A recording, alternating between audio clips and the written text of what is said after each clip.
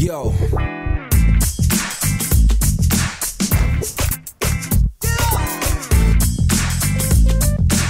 Hi, I'm Alice Crawley and welcome to Alice TV. I'm here to help you find your voice and step into your power to create meaningful work and a wonderfully wealthy life. I want to ask you something. We all want to focus on positives in life, but have you ever found yourself in that space where it feels impossible because all you see around you are the negatives? Well, when I was in a lot of debt and I was out of control with my finances, sometimes I felt like the world was against me. I felt so powerless to change things. And I'm a little embarrassed to say this now, but I also felt like a victim. I wanted to think and feel positive things, but it was challenging because there was so much that needed changing in my life. Facing the reality of my outstanding debt and the pressure of more bills coming in and being so unhappy in my job, it made it difficult to focus on the positives.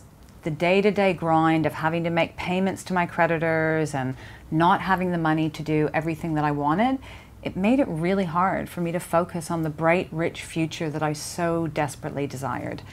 Can you relate? There are times when you need to let yourself feel the unhappy feelings and accept where you are.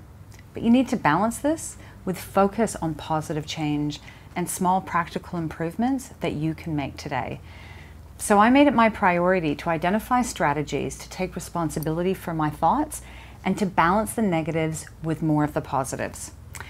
By now, you already know that I made the decision to turn my money ship around, and I learned to focus on what I wanted versus what I didn't want.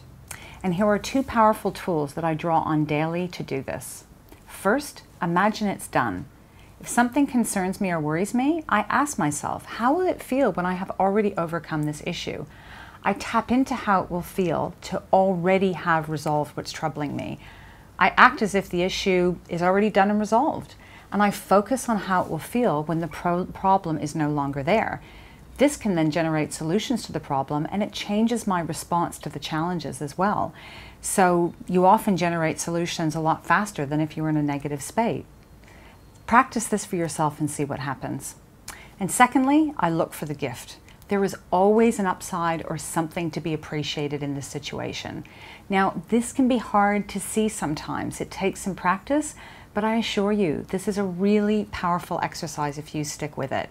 So whatever it is that you perceive as a negative, ask yourself, what's the lesson or learning or gift in this?